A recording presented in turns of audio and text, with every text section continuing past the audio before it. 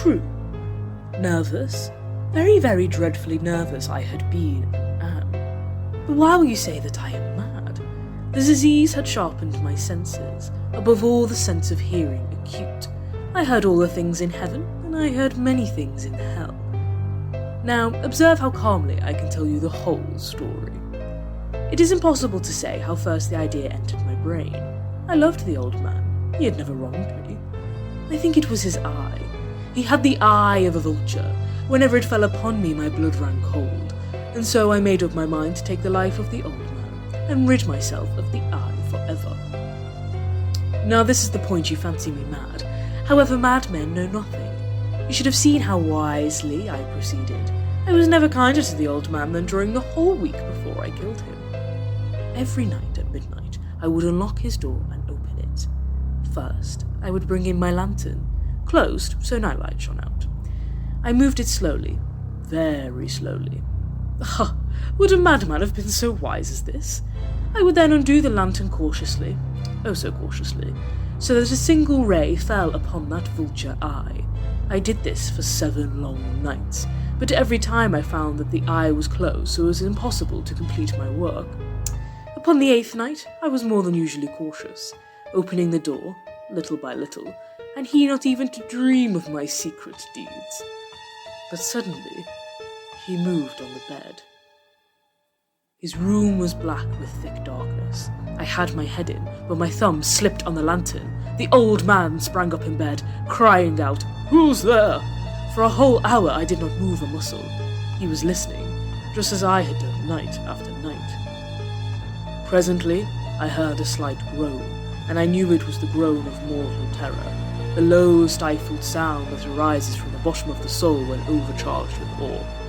When I had waited a long time, I resolved to open a little crevice in the lantern, only until a dim ray shot out and fell upon that vulture eye. It was open, wide open, and I grew furious as I gazed upon it. Have I not told you that what you mistake for madness is but over-acuteness of the senses? There came to my ears a low, dull sound, such as a watch makes when enveloped in cotton.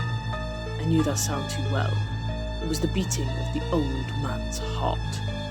I held the lantern motionless. Meantime, the hellish tattoo of the heart increased. It grew quicker and quicker, louder and louder. This excited me to uncontrollable terror. The beating grew louder, louder. The old man's hour had come. With a loud yell, I threw open the lantern and leaped into the room. He shrieked once. In an instant, I dragged him to the floor and pulled the bed over him, but the heart beat on with a muffled sound. At length, it ceased. The old man was dead. I removed the bed and examined the corpse. Yes, he was dead. His eye would trouble me no more. If you still think me mad, you will think so no longer when I describe the precautions I took for the concealment of the body. First, I dismembered the corpse. I cut off the head, the arms, and the legs. I then took up 3 planks from the flooring and deposited all between the scantlings. I then replaced the boards so cleverly, no stain of any kind, no blood spot whatsoever.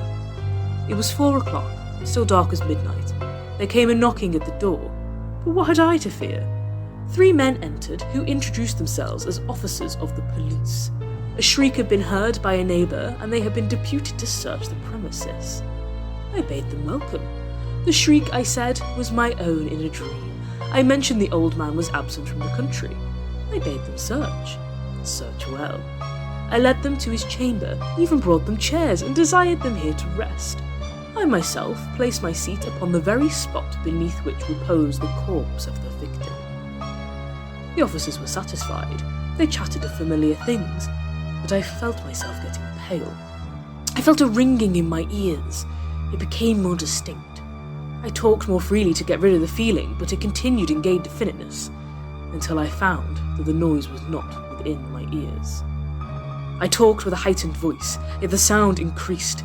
It was a low, dull sound, such as a watch makes when enveloped in cotton. I gasped for breath, and yet the officers heard it not. But the noise increased. Why would they not be gone? I paced to and fro with heavy strides. Oh God, what could I do? I raved, I swore, and still the men chatted pleasantly. Was it possible they heard not? No, No, they heard, they suspected, they knew. I could bear those hypocritical smiles no longer. I felt I must scream or die. Louder, louder! Villains! I shrieked. Dissemble no more. I admit the deed. Tear up the planks. Here, here! It is the beating of his hideous heart.